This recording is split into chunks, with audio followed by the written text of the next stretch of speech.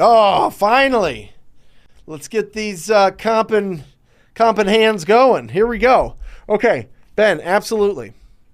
Here we go. So we are looking. Let's see if I got kicked out again. Hopefully not. 14, Abil. Give me a little bit more, Ben.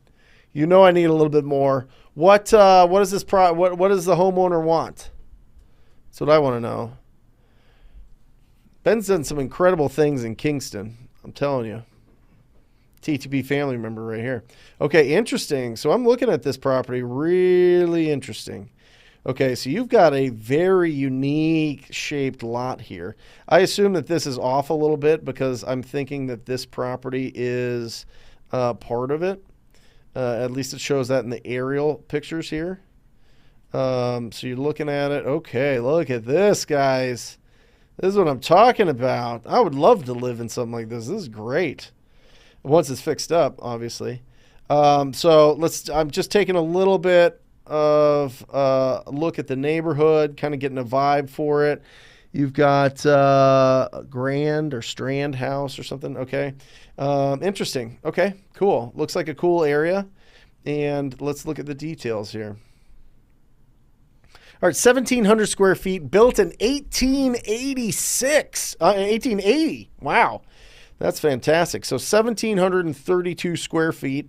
It's showing as a duplex. Ben, if you'll just be so kind as to let us know if it truly is a duplex or if it's been converted to a single family or if it's been mislabeled. All right. I just want to look at a couple different things here. I'm looking, looks like finance, $75,007. Fantastic. It looks like zero mortgage on this thing. I love it. Let me look at anything else here. They've owned it since 2011, and they got it at a bargain and sale deed.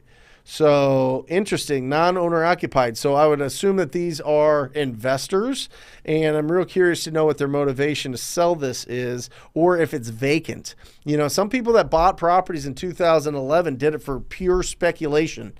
They didn't want to put anything else. They thought, you know, I'll just hold this as long as possible.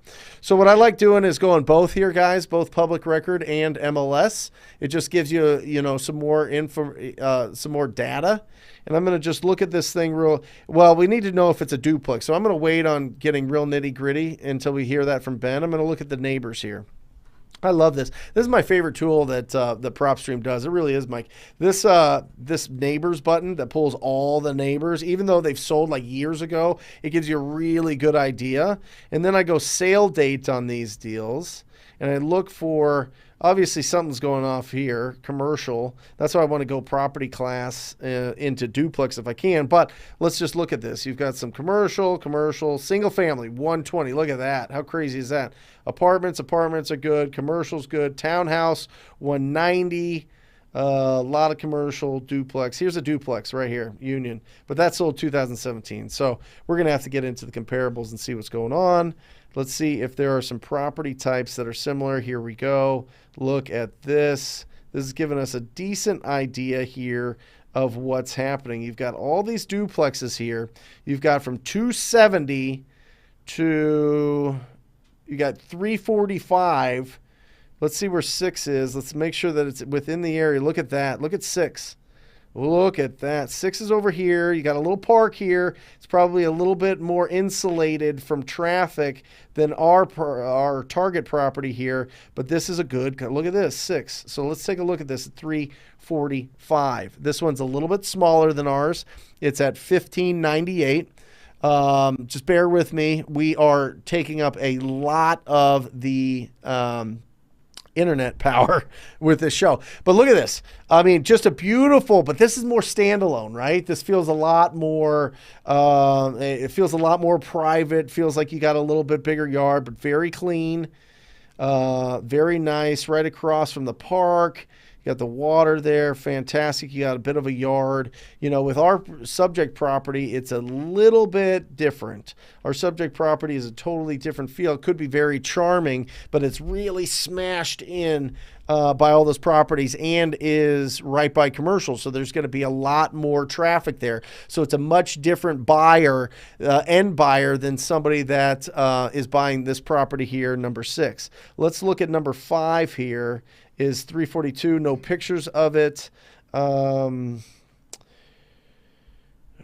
2, no, that's not a duplex. Interesting. Okay, so then as we go further out, we've got some properties here, 13, 15, 17. Let's look at 15.